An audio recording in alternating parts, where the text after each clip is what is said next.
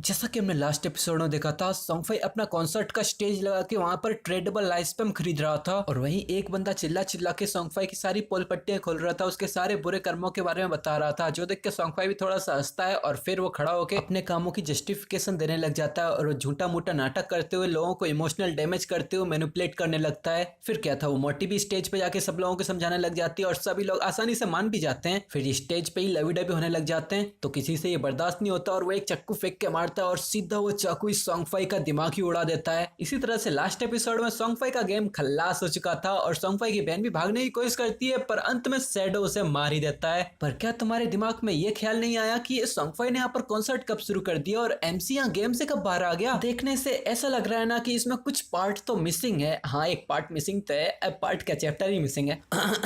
किसी ने कुछ नहीं देखा यार, कोई गलती नहीं है। अब मैं तुम्हें बताऊंगा कि वहां पर पीछे हुआ क्या था। फिर हमारा सीन चेंज होके कुछ घंटों पहले आ जाता है। हमें किसी की अपार्टमेंट बिल्डिंग दिखाते हैं, वहीं पर ही कुछ लोग चिल्लाने लग जाते हैं, ओह माय गॉड ब्यूटीज। हमें दिखाते हैं ये सोंगफाई की टोली की ही लौंडियां हैं। ये अपना मुंह फाड़ फाड़ के फोन पे चिल्ला रही होती है, क्या तुमने ऑफिशियल अनाउंसमेंट देखी? गॉड फॉरसेकन गेम में जो लाइफ स्पैम है वो पूरी ही रियल है। अगर वो 0 हिट कर जाती है तो हम रियल लाइफ में भी मारे जाएंगे। इधर ये आर्चर भी अपना मुंह फाड़ फाड़ के फोन पे चिल्ला रही होती है, क्या ये बस एक छोटा सा गेम नहीं है? मैंने अपनी सारी ट्रेडेबल लाइफ स्पैम ब्रदर सोंगफाई को ही दे दी है। एक लड़की रोते रोते फोन पे चिल्ला रही होती है, मेरे पास कुछ ही सालों की लाइफ स्पैम बची है बस। तो दूसरी उस पे चिल्लाते हुए कहती है, ऐसा कैसे ही हो सकता है? ऐसा तो हो ही नहीं सकता क्योंकि बस तुम 3 ही बार मरी हो, तुम इतना सब कुछ कैसे खो सकती हो? तो वही रोते हुए बताती है कि मैंने कुछ बहुत से प्लेयर्स को मार दिया है, इसीलिए मेरे ऊपर किलर का स्टेटस है। अगर मैं ऐसे ही एक बार मरती हूँ तो 2-3 बार मरने के बराबर सारी चीजें खो जाती है मेरी। तो दूसरी कहती है, अगर ऐसा है तो मेरे पास भी कुछ ही सालों की लाइफ स्पैम ही बची है। इधर ये सुअर की छठी औलाद भी ये सब देख रही थी तो वो कहती है, डैम इट, मैं तो गेम के अंदर एक टैंक हूँ जो हमेशा ही फ्रंट में चार्ज करता है हर बार। मैंने बहुत सारे लोगों को मारा है पर मैं भी बहुत बार मरी हूँ, मेरे पास तो बस एक ही दिन की लाइफ स्पैम रह गई है बस। फिर वो इसी अनाउंसमेंट को पढ़ती है कि अगर तुम्हारी लाइफ स्पैम 0 तक पहुंच जाएगी तो तुम मारे जाओगे। जो पढ़ते वो कहती है, नहीं नहीं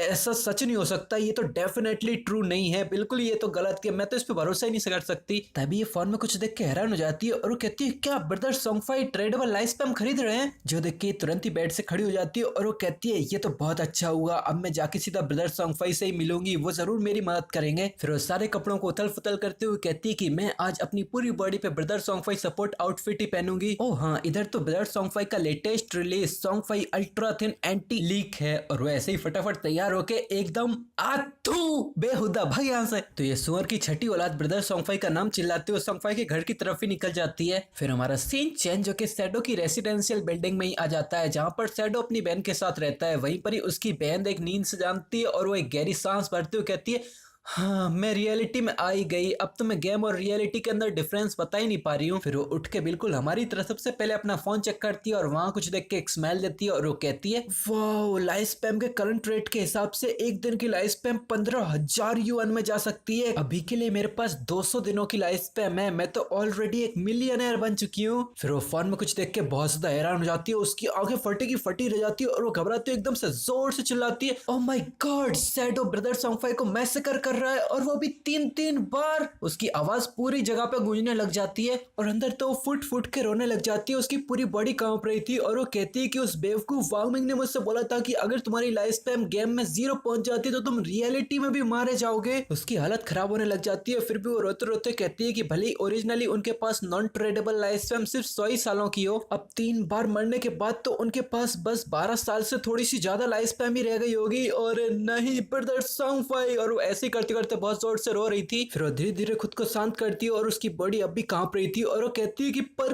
क्यों, आखिर शैडो ब्रदर सोंगफाई को मारना क्यों चाहता है? और इस ग्रुप चैट से पढ़ने से मुझे ऐसा पता चल रहा है कि उसने 3 बार सोंगफाई को जब मारा तब वहां पर दर्जनों लोग उसकी मदद के लिए खड़े हुए थे, उसके बाद भी उसने मार दिया। ये कितना डरावना है, वो इतना ताकतवर क्यों है? तभी इसी ग्रुप चैट पे उसी मोटी सुअर का मैसेज आता है, ब्यूटीज ब्रदर सोंगफाई को अभी के लिए हमारी जरूरत है। जियांगहाई सिटी में जितनी भी सिस्टर रह रही हैं वो जाके अपनी ट्रेडेबल लाइफ स्पैम अभी उनको सेल कर सकती हैं। ब्रदर अभी दाजियांग प्लाजा में है, उनकी लाइफ स्पैम खरीदने का परचेसिंग रेशो 1:10,000 है। ब्यूटीज इस तरीके से हम बहुत ही ज्यादा अमीर भी हो जाएंगे और हमारे पास ब्रदर सोंगफाई की मदद करने के लिए एक अपॉर्चुनिटी भी है। इधर शाओयुए अपने स्कूल जाने के लिए बिल्कुल तैयार हो चुकी थी और वहीं पर ही जब वो ये मैसेज पढ़ती है कि ब्रदर सोंगफाई अभी दाजियांग प्लाजा में है, तो वो कहती है कि दाजियांग प्लाजा मुझसे ज्यादा दूर नहीं है, नहीं मैं ऐसे ही यहाँ बैठ के ब्रदर सोंगफाई की लाइफ स्पैम के खत्म होने का इंतजार नहीं कर सकती, मुझे जाके उनकी मदद करनी होगी। फिर वो उसी डायरेक्शन में भागने लग जाती है और भागते भागते चिल्लाती आती है कि उस इडियट और उसकी टीम की वजह से मैंने 200 दिनों से भी ज्यादा दिनों की ट्रेडेबल लाइफ स्पैम को खर्च कर दिया,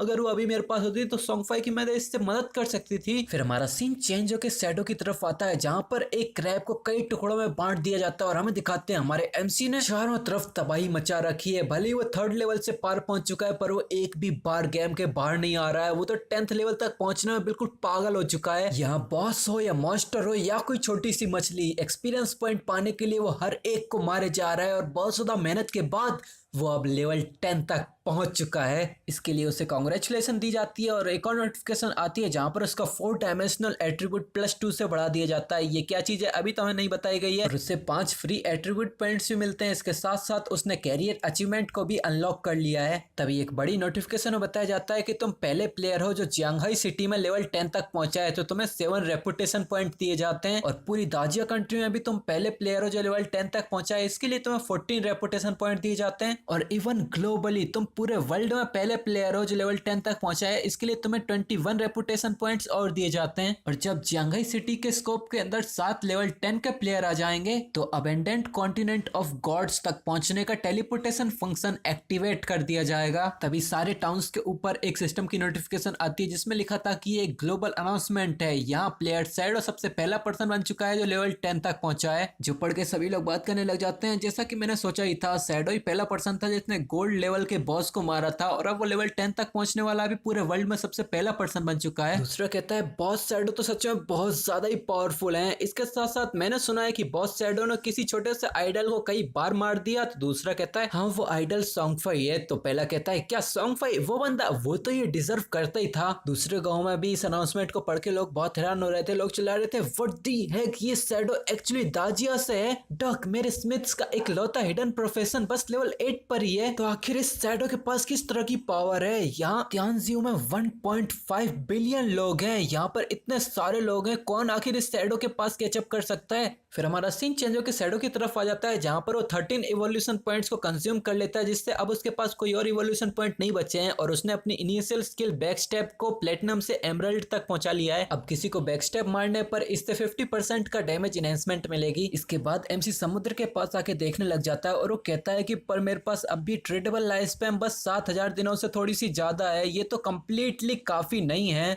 फिर हमें एक विंडो के अंदर एमसी की पूरी डिटेल्स दी जाती हैं जहां पर उसका नाम शैडो है, क्लास शैडो है, इसका लेवल 10 है, इसकी नॉन ट्रेडेबल लाइफ स्पैम 1219 साल 128 दिनों की है, ट्रेडेबल लाइफ स्पैम 7455 डेज की है, strength 39, constitution 39, agility 111, spirit 41, Prestige 47। ये पढ़ने के बाद शैडो कहता है कि मुझे अगर इस इनिशियल टाउन को छोड़कर गॉड अबेंडेंस कॉन्टिनेंट में जाना है तो मुझे 7 ऐसे लोगों को जमा करना पड़ेगा जो लेवल 10 तक पहुंच चुके हो। अभी के लिए तो लोगों का हाईएस्ट लेवल ही 7 है, तो मुझे लगता है थोड़ा और लंबा इंतजार करना पड़ेगा। चलो ये भी बढ़िया है, अब मैं रियलिटी में जाके अपने कुछ स्कोर्स को भी सेटल कर सकता हूँ। फिर धीरे धीरे करके अपना एमसी इसी बीच के ऊपर से गायब हो जाता है और हमारा सीन चेंज होकर एमसी की रियल हैंडसम बॉडी पे आ जाता है जहां पर वो एकदम से अपनी आंखें खोलता है और वो जब अपने होश संभालता है तो उसके सामने एक नोटिफिकेशन आ रखी होती है कि क्या तुम अपनी ट्रेडेबल लाइफ स्पैम को कंज्यूम करके अपनी एबिलिटीज को रियलिटी में लाना चाहते हो। और अपने सामने रियलिटी में इस नोटिफिकेशन को देख के अपना एमसी बिल्कुल भी हैरान नहीं होता क्योंकि उसे पहले ही पता था कि ये रियलिटी में भी आ सकती है, इसीलिए वो कह देता है हाँ मुझे अपनी एबिलिटीज को रियलिटी में भी लाना है। तो तुरंत शैडो के सामने एक और नोटिफिकेशन में ऑप्शंस आ जाते हैं कि वो क्या क्या एक्सट्रैक्ट कर सकता है। सबसे पहले उसके क्लास एंड लेवल्स को एक्सट्रैक्ट कर सकता है और दूसरे नंबर पर इक्विपमेंट्स को एक्सट्रैक्ट कर सकता है, तीसरे नंबर पे स्किल्स, चौथे और पांचवें नंबर पर लिनिएज और डिविनिटी है, जिन दोनों में से अभी एमसी के पास कुछ भी नहीं है तो इनमें से कोई सी भी चीज को यूज नहीं कर सकता। ये पढ़ने के बाद शैडो तुरंत कहता है कि सबसे पहले मेरी क्लास को एक्सट्रैक्ट करो। ऑर्डर मिलते ही तुरंत ही उसके अंदर से बहुत ज्यादा रियलिटी में एनर्जी बाहर निकलने लग जाती है और उसकी क्लास एक्सट्रैक्ट हो जाती है। एक नोटिफिकेशन आती है कि तुमने 1000 दिनों की ट्रेडेबल लाइफ स्पैम कंज्यूम कर ली है। तुमने इकलौता हिडन प्रोफेशन शैडो को एक्सट्रैक्ट कर लिया है। इसके सारे पैसिव इफेक्ट्स को एक्टिवेट किया जा रहा है। तुम्हारी स्ट्रेंथ 3 से, कॉन्स्टिट्यूशन 3 से, एजिलिटी 8 से और स्पिरिट 5 से इंक्रीज हो चुका है। शैडो इस पावर को फील करते हुए कहता है ये अच्छा तो है, पर वो इतनी सी पावर से सेटिस्फाइड नहीं होता, इसीलिए वो लेवल 2 को एक्सट्रैक्ट करता है। और लेवल 2 को एक्सट्रैक्ट करने के लिए उसके 2000 दिनों की ट्रेडेबल लाइफ स्पैम कंज्यूम हो जाती है और वो सक्सेसफुली लेवल 2 को एक्सट्रैक्ट कर लेता है और वो रियलिटी में लेवल 3 तक पहुंच जाता है। उसकी स्ट्रेंथ 4 से, कॉन्स्टिट्यूशन 4 से, स्पिरिट 4 से और एजिलिटी 14 से इंक्रीज हो जाती है। फिर शैडो कहता है कि अब अगला मुझे एबिलिटीज को एक्सट्रैक्ट करना है, पर वो अपने शब्दों को फिनिश कर पाता है उससे पहले ही एक नोटिफिकेशन आ जाती है जिसे देख के वो बहुत हैरान हो जाता है और वो हैरानी से कहता है लॉजिक के हिसाब से देखा जाए तो जिस स्किल का ग्रेड जितना ज्यादा हाई होगा उसे एक्सट्रैक्ट करने के लिए उतनी ज्यादा लाइफ स्पैम कंज्यूम करनी पड़ेगी और हाई लेवल की स्किल्स के लिए तो यही लाइफ स्पैम की रिक्वायरमेंट बहुत ही ज्यादा इंक्रीज हो जाएगी। पर मुझे ये नहीं लगा था स्किल्स को एक्सट्रैक्ट करने के लिए लाइफ स्पैम को उसके इनिशियल ग्रेड से कैलकुलेट किया जाता है, ना कि उस ग्रेड से जिस ग्रेड तक वो इवॉल्व होके पहुंची है। मेरी बेसिक शैडो स्किल को रियलिटी में लाने के लिए मुझे बस 900 दिनों की ट्रेडेबल लाइफ स्पैम चाहिए और स्किल के रियलिटी में आने से उसका लेवल गेम से सिंक्रोनाइज हो जाता है। मतलब कि एमसी ने पैसे दिए बस बेसिक लेवल की स्किल को खरीदने के लिए, पर उसके पास प्लेटिनम रैंक की है तो प्लेटिनम रैंक की ही उसके पास आ जाएगी, जो सुन के एमसी को थोड़ी राहत मिलती है। फिर वो बस 900 दिनों की ट्रेडेबल लाइफ स्पैम देखे प्लेटिनम ग्रेड की अपनी शैडो स्किल को एक्सट्रैक्ट कर लेता है और 2262 दिनों की ट्रेडेबल लाइफ स्पैम देखे बस सिल्वर ग्रेड की वेनम डार्ट स्किल को एक्सट्रैक्ट करता है। फिर वो अपनी स्किल्स की पावर्स को फील करते हुए कहता है कि मेरे पास अब भी 1292 दिनों की ट्रेडेबल लाइफ स्पैम बची है, पर अभी के लिए मैं इससे किसी और एबिलिटी को एक्सट्रैक्ट नहीं कर सकता। मैंने सोचा था कि मेरी प्लेटिनम ग्रेड की शैडो स्किल मुझे बहुत ही हाई प्राइस में मिलेगी, पर मुझे तो ये किसी लो क्वालिटी स्किल के प्राइस में मिल गई। ये तो सच में बहुत ही ग्रेट डील थी। फिर तुरंत ही उसके अंदर से डार्क कलर का ऑरा निकलने लग जाता है, उसके हाथों से गुस्से के मारे नसें भी बाहर आने लग जाती हैं और वो एकदम से एक डेडली लुक देते हुए कहता है अब मेरी बेसिक फिजिकल वैल्यू किसी ऑर्डिनरी पर्सन के मुताबिक 2 गुना ज्यादा हाई हो चुकी है और मेरी एजिलिटी तो 32 पॉइंट्स तक हाई हो चुकी है, जो कि ह्यूमन बींग्स की लिमिट को भी पार कर जाती है। मेरी अनलिमिटेड इनविजिबिलिटी और वो पॉइजन डार्ट्स जिन्हें मैं 14 मीटर दूर से भी फेंक सकता हूँ, इससे तो मैं एक अपॉर्चुनिटी ढूंढूंगा और सॉन्गफाई का किस्सा हमेशा हमेशा के लिए खत्म कर दूंगा।